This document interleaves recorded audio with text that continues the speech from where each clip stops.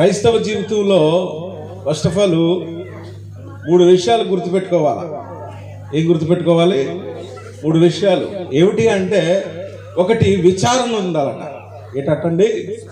విచారణ. విచారణ అంటే వివరించి తెలుసుకోవడం. ఏంటండి? ఒకటి విచారణ ఉండాలి, 2 ఆచరణ ఉండాలంట. ఏముండాలటండి? విన్నదాన్ని ఆచరించాలి. 3 ప్రచురణ ఉండాలి. ఏంటండి ప్రచురణ అంటే ఏంటి? ప్రకటించడం. ఇప్పుడు విన్నదాన్ని సరిగ్గా వినడం, విన్నదాన్ని ఆచరించడం, ఆచరించడాన్ని ఏం చేయడం? ప్రచురించడం. ఈ 3 లక్షణాలు మన జీవితంలో ఉండాలి. క్రైస్తవ జీవితంలో మన జీవితంలో ఉంటే మనం దేవునికి ఇష్టలుగా జీవిస్తాం. ఆమేన్. ఏ సువార్థికుడైనా ఏ సేవకుడైనా చెప్పేది ఏమిటి అంటే, దేవుని మందిరానికి రండి. ఈ పదాన్ని పదే పదే మనం వింటూ ఉంటాం. ఏ సువార్థికుడు కానీ ఏ కరపత్రిక పంచిపెట్టినా, ఆఖరికి మేము ఏ షార్ట్ ఫిల్మ్ తీసినా, ఇలాంటి సువార్త కూడికలు ఏర్పాటు చేసినా దీని అర్థం ఏమిటి అంటే, దేవుని మందిరానికి రండి. ఇలా పదే పదే దైవజనులు ఇలా గొంతు చించుకుని చెప్పడానికి గల కారణం ఏమిటి అంటే, దేవుని మందిరంలో ఏదో ఉంది. ఇలా సువార్త ప్రకటించడానికి గల కారణం ఏమిటంటే, దేవుని మందిరంలో ఏదో ఉంది. ఏదో ఉంది అని అనుకుంటున్నాం, కానీ దాన్ని పొందుకోలేని పరిస్థితుల్లో చాలా మంది ఉంటున్నారు. ఈ రోజున ఈ మైక్ శబ్ద యంత్రం ద్వారా వివరిస్తున్న మాట ఏమిటంటే, మీరందరూ కూడా దేవుని మందిరానికి రండి. దేవుని మందిరంలోకి రావడం వల్ల 3 ప్రయోజనాలు ఉన్నాయి. ఏమున్నాయండి? 3 ప్రయోజనాలు ఉన్నాయి. దేవుని మందిరంలో మొట్టమొదటికి ఏం దొరుకుద్దంటే, సంతోషం దొరుకుద్దండి. చెప్పండి, ఏం దొరుకుద్ది? ఏం దొరుకుద్ది? సంతోషంగా చెప్తున్నారు ఈ మాట. సంతోషంగా చెప్పాలంటే ఎలా చెప్పాలి? నవ్వుతూ చెప్పాలండి, గట్టిగా కాదు. సంతోషం అనే మాట ఎలా చెప్పాలి? సంతోషంగా చెప్పాలి. దేవుని మందిరంలో ఏం దొరుకుద్దండి? సంతోషం. అందుకనే కీర్తనకారుడు అంటారు, కీర్తన 16వ అధ్యాయం 11వ వచనంలో ఒక మంచి మాట రాయబడి ఉంటుంది. చూడండి, కింద వచనం చదవండి అమ్మా. నీ సన్నిధిని సంపూర్ణ సంతోషము ఏం కలదటండి? అంటే సంతోషం వేరు, సంపూర్ణ సంతోషం. సంపూర్ణమైన సంతోషం దొరుకుద్ది అంటే ఎక్కడ? దేవుని మందిరంలో సంపూర్ణమైన సంతోషం దొరుకుద్ది. ఈ రోజున చాలా మంది సంతోషం లేక, సమాధానం లేక ఎన్ని ఇబ్బందులు పడుతున్నారండి. ఎక్కడ నమ్మితే కొనుక్కుందామని చూస్తున్నారు. ఇంటిలో సమస్యలు, రకరకాల ఇబ్బందులు, శోధనలు, అప్పులు, రకరకాల సమస్యలు మనిషిని వెంటాడేసరికి మనిషి జీవితంలో సంతోషం అనేది ఏమైపోయింది? ఎగిరిపోయింది. ఈ రోజున ఎవరిని టచ్ చేసి మాట్లాడినా ఎన్నో ఎన్నో సమస్యలు చెప్పుకుంటూ వస్తూ ఉంటారు. ఏమిటయ్యా అంటే సంతోషం లేదు.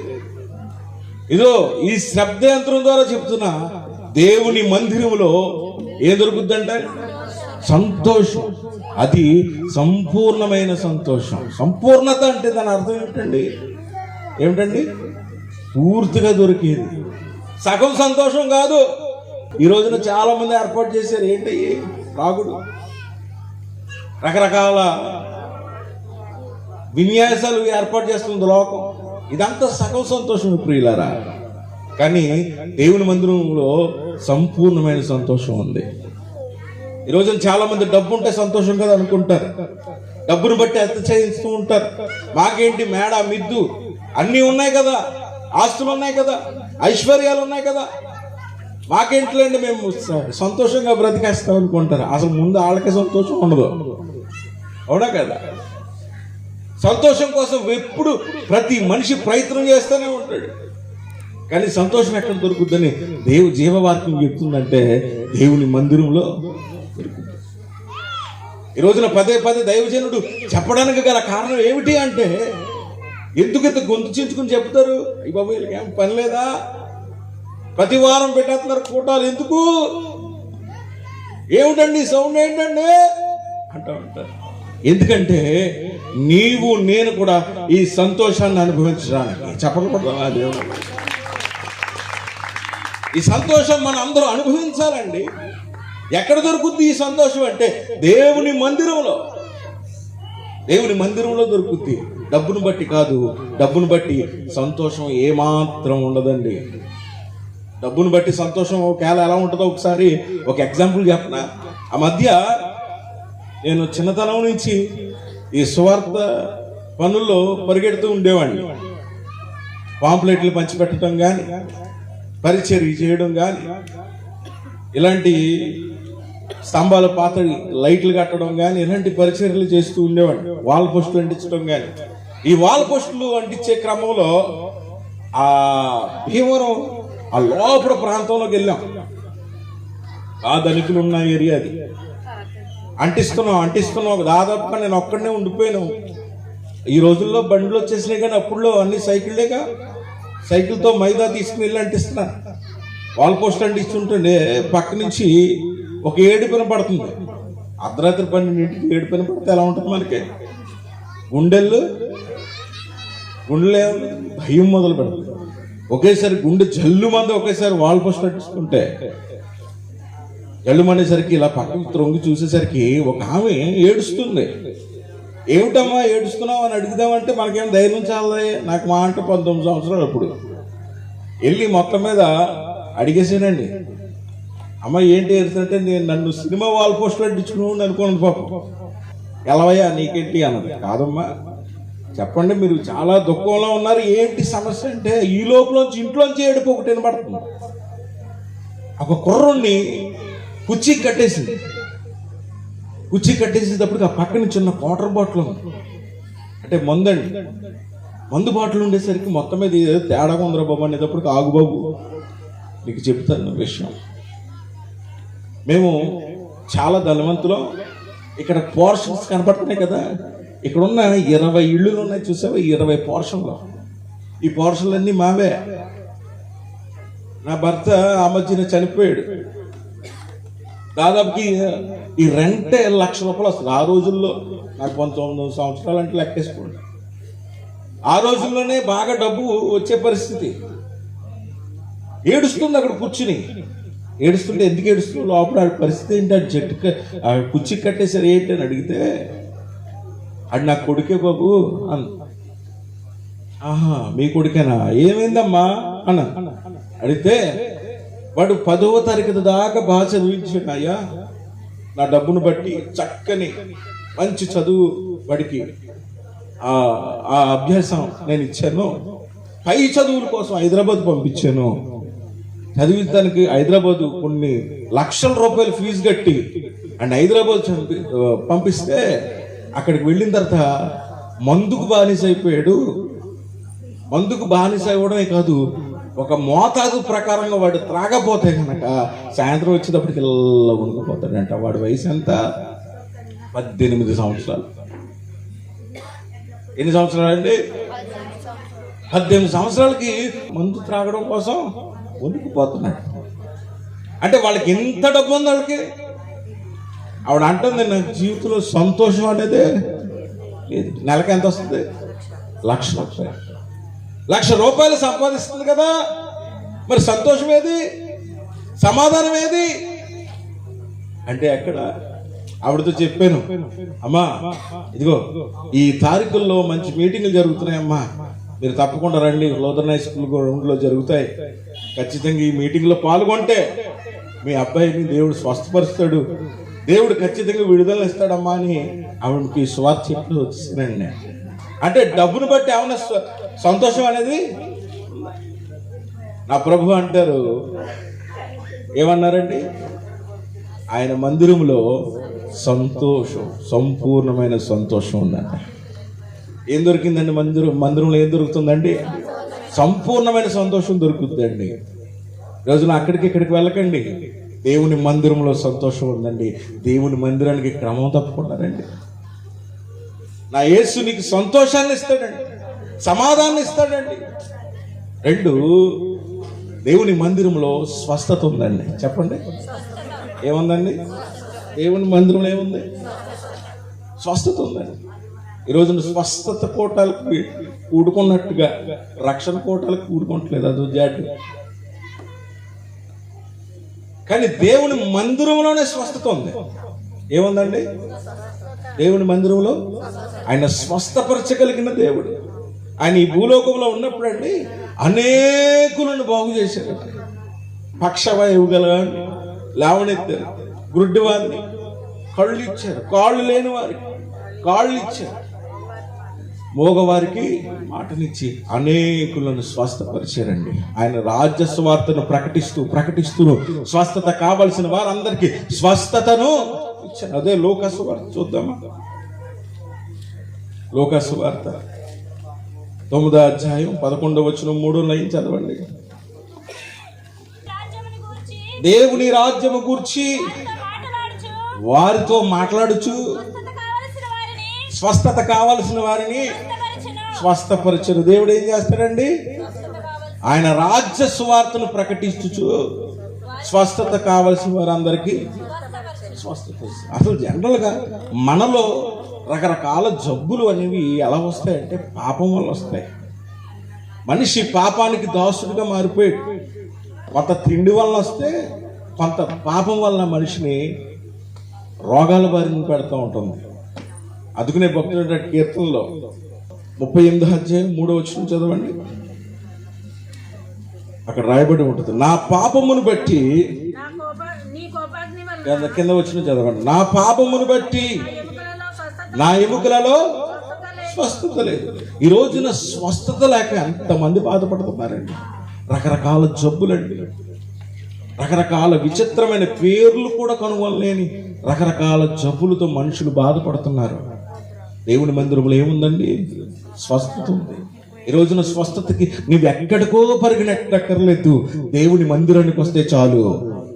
హల్లెలూయా చెప్పండి, పర్వాలేదు. హల్లెలూయా, దేవుని నామానికి స్తోత్రం. దేవుని మందిరములకి నీవు అడుగు పెడితే నువ్వు ఎటువంటి సమస్య చేత బాధపడినా నీ జీవితాన్ని సంతోషంగా మార్చి, ఒకవేళ నీవు అనారోగ్యంతో బాధపడినట్లయితే దేవుడు నిన్ను స్వస్థపరుస్తాడు. అందుకనే గొంతు చించుకుని చెప్పేది, అందుకనే పదే ఇలాంటి కోటాలు ఏర్పాటు చేసేది. నీవు స్వస్థత పొందాలని, నీవు రక్షణ పొందాలని దేవుడు పదే ఇలాంటి సేవకులను రేకెత్తింపజేస్తున్నాడు. నీవు బాగుపడాలండి.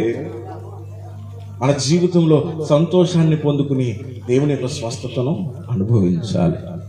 దేవుని స్వస్థతని అనుభవించాలి. నువ్వు ఎక్కడికి వెళ్ళాలి, అక్కడ స్వస్థత కోటాలు వెళ్ళి నువ్వు ఎక్కడ స్థాపించబడ్డావో అక్కడే నువ్వు ఎక్కడైతే మందిరంలో అడుగు పెడుతున్నావో ఆ వాక్యమే నిన్ను స్వస్థపరుస్తుంది.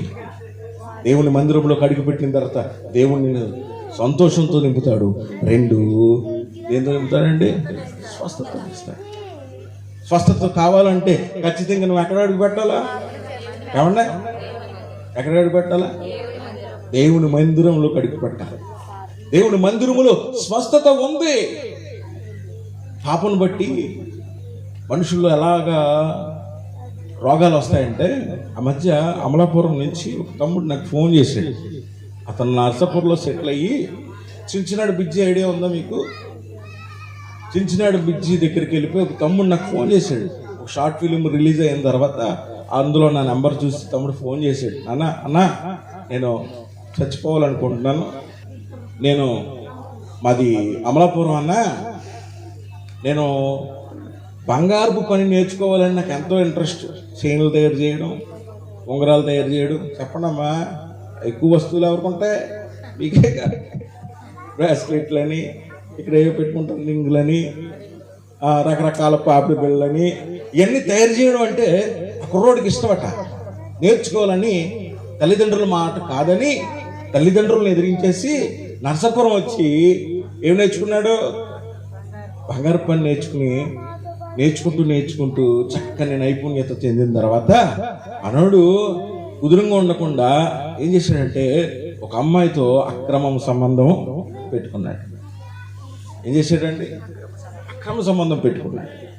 అక్రమ సంబంధం పెట్టుకున్న తర్వాత ఒక 6 నెలలు 7 నెలలు గడిచిన తర్వాత తెలిసింది ఆ అమ్మాయికి ఎయిడ్స్ అంట. ఎయిడ్స్ వ్యాధి నాకు వచ్చిందేమో వెళ్ళి చెక్ చేయించుకుంటే అతను కూడా ఎయిడ్స్ సోకింది. అన్న, ఒక నెల నుంచి నేను గమనిస్తున్న శరీరంలో చాలా మార్పులు వచ్చేసినాయి అన్న. నేను ఇంక చచ్చిపోవాలనుకుంటున్నాను. ఇక నాకు ఏమీ అర్థం అవట్లేదన్నా. నేను ఇదిగో కట్టగా చించినాడు బిజ్జి మీద ఉన్నాను, చచ్చిపోవాలనుకున్నాను అనుకున్నాను అన్నట్టు ఫోన్ చేశాను. నాకు చాలా బాధేసింది. ప్రియులారా, నీకు వయసు ఎంత అని అడిగి 24 సంవత్సరాలు అట. 24 సంవత్సరాల్లో ఎయిడ్స్ వ్యాధితో బాధపడుతున్నాడంట కుర్రోడు. నాకు ఎంత బాధేసిందో. రే నాన్న, నువ్వు అలాంటి నిర్ణయాలు ఏం తీసుకోకురా. దేవుడు నిన్ను ఖచ్చితంగా స్వస్థపరుస్తాడు. లేకపోతే నువ్వు నాకు ఎందుకు ఫోన్ చేస్తావు? దేవుని ప్రణాళిక నీ మీద ఉంది కాబట్టి ఈరోజు నువ్వు నాతో మాట్లాడగలుగుతున్నావు. దేవుడు నిన్ను స్వస్థపరుస్తాడు. అబ్బాయి, నువ్వు ఎక్కడున్నా సరే ఇదిగో నువ్వు చావు అనే నిర్ణయాన్ని పక్కన పెట్టి ఇదిగో రేపే ఆదివారం, ఆ రోజు శనివారం నాకు ఫోన్ చేశాడు. రేపే ఆదివారం దగ్గరలో ఉన్న దేవుని మందిరానికి వెళ్ళు. వెళ్ళగానే దేవుడు నిన్ను ఖచ్చితంగా దర్శిస్తాడు, దేవుడు నిన్ను స్వస్థపరుస్తాడు అన్నాడు. పాపం వల్ల మనిషి జీవితంలోకి ఎలా వచ్చిందండి ఆ స్వస్థత? దావీదు భక్తుడు ఏమన్నాడు? పాపం వల్ల నా ఎముకలలో స్వస్థత లేదు. ఇలాంటి పాపం వల్ల చాలా మంది అనేక రకాలుగా రోగాలు తెచ్చిపెట్టుకుంటున్నారు ఈ రోజున. వాళ్ళందరికీ చెప్తున్న మాట ఏంటంటే, ఇదిగో నీవు నీ పాపాన్ని ఒప్పుకుని దేవుని మందిరంలోకి చేర్చబడితే కనుక నిన్ను దేవుడు ఖచ్చితంగా స్వస్థపరుస్తాడు. చప్పట్లు కొడదామా? దేవుడు స్వస్థపరచుకున్న సామర్థ్యత ఉన్నవాడండి ఆయన. తక్కువ అంచనాయకండి. నేను ఆరాధిస్తున్న దేవుడు మనల్ని స్వస్థపరచగలడు. నువ్వు ఏ బలహీనత ఉన్నా దేవుడు నిన్ను దర్శిస్తాడు. నిన్ను లేవనెత్తడానికే దేవుడు పూనుకున్నాడండి. ఏదో పిచ్చి పిచ్చిగా ఆలోచిస్తున్నావేమో ఒకవేళ దేవుని గురించి. లేదు, నేను ఆరాధిస్తున్న దేవుడు పరిశుద్ధుడు. ఆలోచించండి ప్రియులారా. వెంటనే ఆ పిల్లడు ఒక్క 3 నెలలకు ఫోన్ చేసి, అన్నా దేవుడు నన్ను స్వస్థపరిచాడు అన్నా అని ఫోన్ చేశాడు. నాకు ఆశ్చర్యం వేసింది. దేవుని మందిరానికి ఎక్కడికి వెళ్ళావు అంటే పలానా పలానా అని చెప్పాడు. చెప్పగానే నాకు చాలా ఆశ్చర్యం వేసింది. దేవుడు అతన్ని స్వస్థపరిచాడు. ఎలాంటి బలహీనత అండి ఎయిడ్స్ వ్యాధి సామాన్యమా? మృంగేస్తుంది మనిషిని పట్టుకుని. నేను చాలా మంది నా స్నేహితులను చూశాను, మృంగేస్తుంది. ఈ రోజున విచ్చలవిడితనానికి బానిస అయిపోయి రకరకాలుగా ప్రవర్తిస్తూ రకరకాల రోగాలకు బానిస అయిపోతున్నారు. ప్రియమైన దేవుని బిడ్డలారా, దేవుని మందిరంలో స్వస్థత ఉంది. మీరు ఎక్కడికో పరిగెట్టనక్కర్లా. నీవు నీ తప్పులు ఒప్పుకుని పాప క్షమాపణ పొందితే దేవుని మందిరంలోకి చేర్చబడితే ఏంటండి? దేవుని మందిరంలో నువ్వే బలహీనతో ఇక్కడ కూర్చున్నా సరే దేవుడు నిన్ను స్వస్థపరుస్తాడు. విశ్వాసం ఉంచితే, నీకు విశ్వాసం ఉంచితే నువ్వు ఏ బలహీనతో ఉన్నా దేవుడు నిన్ను. అలాగే దేవుని మందిరంలో సమృద్ధి ఉందండి. ఏంటంటే ఈ మాట చాలా ఊరటగా ఉంది కదా. దేవుని మందిరంలో ఫస్ట్ ఏముందండి? ఫస్ట్ ఏముంది? దేవుని మందిరంలో సంతోషం, సంపూర్ణమైన సంతోషం ఉంది. 2 దేవుని మందిరంలో స్వస్థత ఉంది. 3 సమృద్ధి ఉంది. చెప్పండి ఈ మాట స్పష్టంగా. దేవుని మందిరములో సమృద్ధి ఉంది. ఈ రోజున ఆర్థిక ఇబ్బందులు మనిషిని ఎక్కువగా పీడించేస్తున్నాయండి. చాలా ఇబ్బంది పడుతున్నారు. ఈ కరోనా దాటిన తర్వాత మనుషులు చాలా ఇబ్బందులు. సరైన పనులు లేక, సరైన వసతులు లేక చాలామంది ఆర్థికంగా చాలా ఇబ్బంది పడుతున్నారు పిల్లలు. మీరు గమనించండి, చాలామంది అప్పులు పాలైపోతూ ఉన్నారు ఈ క్రమంలో.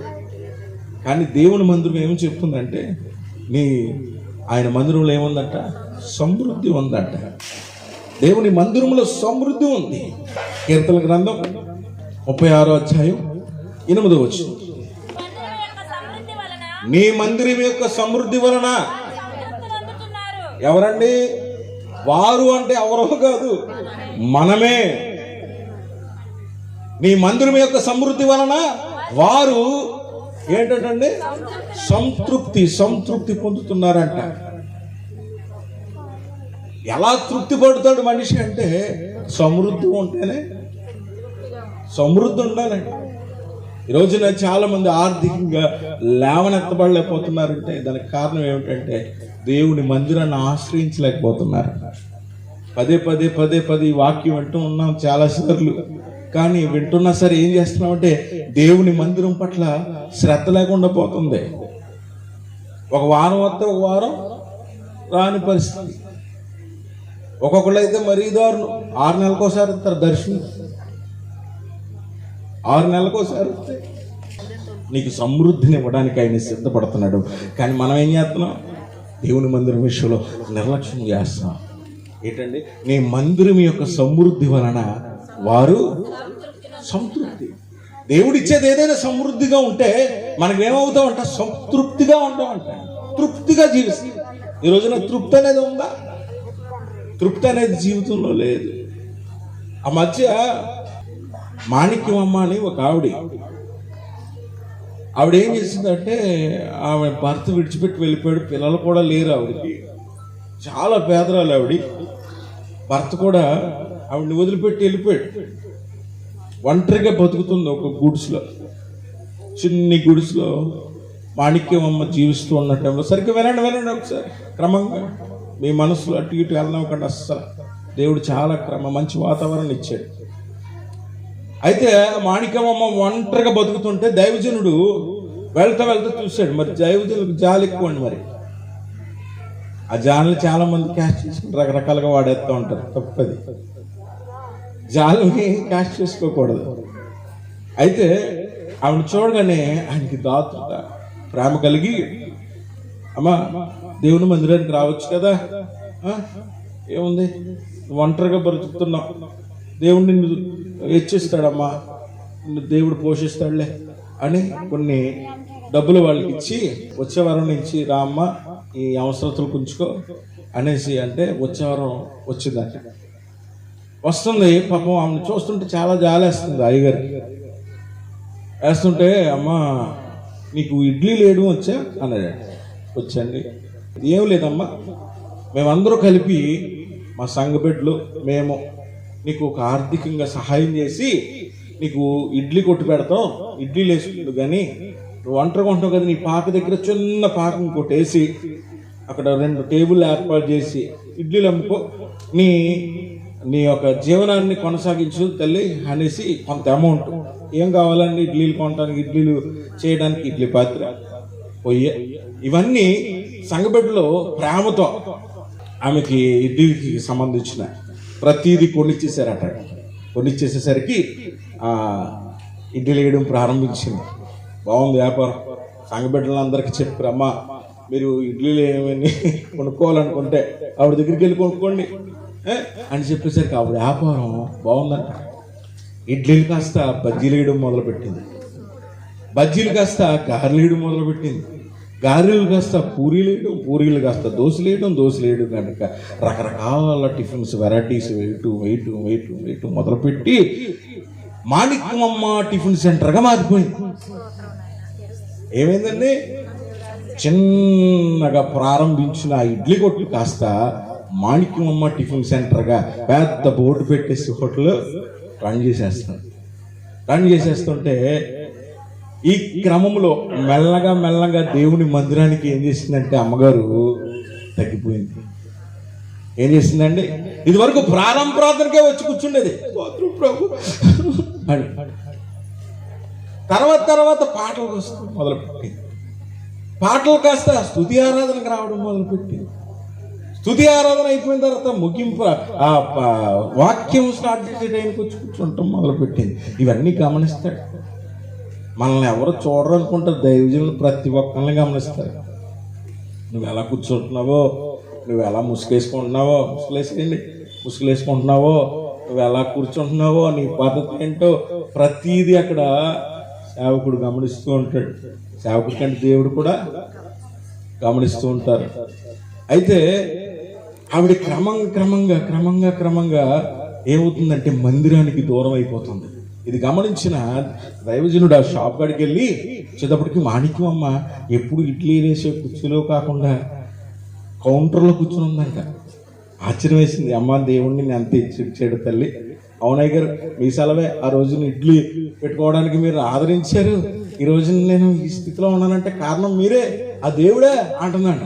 సరే సరే, నేను ఈ మధ్య నిన్ను గమనిస్తున్నాను, ఒక నెల నుంచి నువ్వు సరిగ్గా దేవుని మందిరానికి రావట్లేదులే అన్నాడు. అలా కదండి, ఆదివారం మంచి గిరాకీగా ఉంటుందండి బాబా అన్నాడు. ఏంటండి, ఆదివారమే ప్రతిరోజు 3-4 వేలు అమ్మేది, ఆదివారం 6,000 అమ్ముతున్నానండి అంటుంది.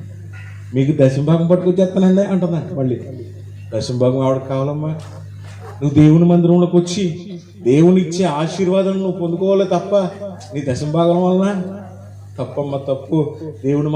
దేవుని మందిరాన్ని నువ్వు నెగ్లెక్ట్ చేయకు, విడిచిపెట్టుకో. నీ బ్రతుకు మారింది ఇక్కడ కదా. నువ్వు ఏ స్థితిలో నుండి ఏ స్థితికి హెచ్చించబడ్డావు, దేవుడిని ఇచ్చిందమ్మా నీకు, జాగ్రత్త అని చెప్పాడట. చెప్తే సరేనండి, వచ్చేస్తానండి అన్నదా. వచ్చేస్తాననేసరికి మరుసటి రోజున ఎదురు చూస్తున్నాడు. మరి చావకుడికి అన్ని గమనించుకుంటారు కదా. కూర్చుని చూస్తే ఆవిడ రాలేదట. ఇదేంటి, ఇంత ప్రయాసపడి నేను అక్కడికి వెళ్ళి మరీ చెప్తే కనీసం రాలేదేంటి ఈవిడికి అనేసి మరొకసారి వెళ్ళారంట. ఎంతో ఒప్పొచ్చుండ దైవజనుడికి వెళ్ళి, అమ్మ ఏంటమ్మా నువ్వు చేస్తున్న పని, ఆదివారం ఎంత ఏంటి అంటే అసలు ఖాళీ లేదండి పాస్టర్ గారు, పప్పు నానబెట్టేసేవాడు, అది ఇదని చెప్పుకుంటూ వస్తుందంట. ఖాళీ లేదు అని చెప్తుందంట. సర్లే, అర్థమైంది. అమ్మ, నీ పద్ధతి మార్చుకుని దేవుని మందిరానికి అడుగుపెట్టు, ఇవన్నీ విడిచిపెట్టు, వచ్చేవారి నుంచి నాకు క్రమంగా వచ్చాను. ఈ లోపల దైవజనుడు ఒరిస్సా మీటింగులకి క్యాంప్ వెళ్ళారట. ఎక్కడికి వెళ్ళారండి? క్యాంప్ వెళ్ళారండి. ఒక ఆదివారం పాస్టర్ గారికి అప్పచెప్పి వెళ్ళేటప్పటికి ఆ పాస్టర్ గారు మళ్ళీ ఆ పాస్టర్ గారికి ఫోన్ చేసి అడుగుతారు కదా, మాడికమ్మ వచ్చిందా అని. రాలేదన్నారట. చాలా బాధపడ్డారంట దైవజనుడు. సరే అన్ని ట్రిప్పుని అన్నీ వచ్చేసరికి ఈ లోపల ఆయన టూర్లో ఉన్నారు, చేస్తూ ఉంటే పాస్టర్ గారికి ఫోన్ వచ్చింది. ఏమండి పాస్టర్ గారు, మన మాణిక్యం ఉంది కదా, ఏమైంది, మన ఆ మాణిక్యం అమ్మ హోటల్లో గ్యాస్ సిలిండర్ పేలిపోయి అక్కడ బజ్జీలు, అసలు ఆయన పేరు బుజ్జయ్య అంట, ఆయన వేసేది కూడా బజ్జీలే, ఆయన పేరు బుజ్జయ్య. బజ్జీలు వేస్తున్న బుజ్జయ్య బజ్జీలాగా ఎగిపోయి చచ్చిపోయాడండి అని ఫోన్ వచ్చిందంట. చాలా బాధపడిపోయాడు, కళ్ళన్నీళ్ళు పెట్టుకున్నాడు. అయ్యో, దేవుడిచ్చిన ఈ యొక్క సౌఖ్యాన్ని, సమృద్ధిని అనుభవించి దేవుని మందిరానికి దూరం అయిపోయిందే అని బాధపడి ఇంటికి వచ్చారట. క్యాంప్ అంతా ముగించుకునేసరికి మాణిక్యమ్మ ఎక్కడైతే ప్రారంభించిందో పూరిపాక దగ్గర అక్కడ కూర్చుని ఉందంట. ఎక్కడండి? ఎక్కడైతే ప్రారంభించిందో మాణిక్యమ్మ తమ జీవితం అక్కడ కూర్చుని ఉందంట. కూర్చునేసరికి మాస్టర్ గారు చూసి, ఏంటమ్మా ఏంటి పరిస్థితి అంటే, అయ్యా నాకున్నదంతా వాడికి సరిపెట్టేసి చచ్చిపోయాడు కదా, మరి ఆ కుటుంబానికి సరిపెట్టి ఇదిగో మళ్ళీ ఇక్కడికి వచ్చి కూర్చున్నానయ్యా, మందిరాన్ని విడిచిపెట్టడం వల్ల ఇది జరిగిందని నాకు గ్రహింపు వచ్చిందయ్యా అని ఏడ్చుతున్నాడు. ముందు నుంచి గర్దిస్తున్నాడుగా, ముందు నుంచి ఏం చెప్తున్నాడు దైవజనుడు, మందిరాన్ని విడిచిపెట్టకమ్మా, మందిరాన్ని విడిచిపెట్టుకో. దేవుని మందిరంలో ఉన్న ఈ సౌఖ్యాలను అనుభవించిన తర్వాత నువ్వు మందిరాన్ని విడిచిపెట్టేస్తావే అన్నాడు. అప్పటి నుంచి ఆవిడ ఒక తీర్మానం చేసుకుని దేవుని మందిరంలోకి వస్తాం. అదే ఇడ్లీలు వేసుకుంటూ, హెచ్చులు పోకుండా, బజ్జీలు జోలికి వెళ్ళకుండా, మిరపట్ల జోలికి వెళ్ళకుండా అలా సాధారణంగా జీవిస్తుంది. దేవుడు ప్రతి ఒక్కరిని హెచ్చిస్తాడు, కానీ ఏం చేయకూడదు, దేవుని మందిరాన్ని విడిచిపెట్టకూడదు. దేవుని మందిరాన్ని విడిచిపెట్టుతున్నావా నువ్వు? దేవుని మందిరంలో అడుగుపెట్టిన తర్వాత నువ్వు ఎవరి కన్ను దృష్టిలో ఉన్నావంటే దేవుని యొక్క కన్ను దృష్టిలో ఉన్నావు. దేవుడు నిన్ను ఏలుతాడు, నిన్ను పోషిస్తాడు, నిన్ను ఆదరిస్తాడు, నిన్ను సంతోషాన్ని ఇస్తాడు, నీకు స్వస్థతని ఇస్తాడు, సమృద్ధిని ఇస్తాడు. ఇవన్నీ అనుభవించిన తర్వాత చాలా మంది ఈ రోజున మందిరాన్ని విడిచిపెట్టి రకరకాలుగా ప్రవర్తించి, రకరకాలుగా మాటలేస్తూ, రకరకాలుగా తిరుగుతూ ఉన్నారు. తప్పు ప్రియులారా. దేవుని మందిరములో ఈ యొక్క సౌఖ్యాలను అనుభవించిన తర్వాత దేవుని మందిరానికి దూరం అవ్వడానికి వీలు లేదు. దేవుని మందిరంలో ఏం దొరుకుతుందండి? ఫస్ట్ ఆఫ్ ఆల్ సంతోషం దొరుకుతుంది, 2 స్వస్థత దొరుకుతుంది, మూడు ఆయన ఇచ్చే సమృద్ధి దొరుకుద్ది. ఈ మూడు విషయాలు మన హృదయంలో పెట్టుకొని చిన్న ప్రార్థన చేద్దామా?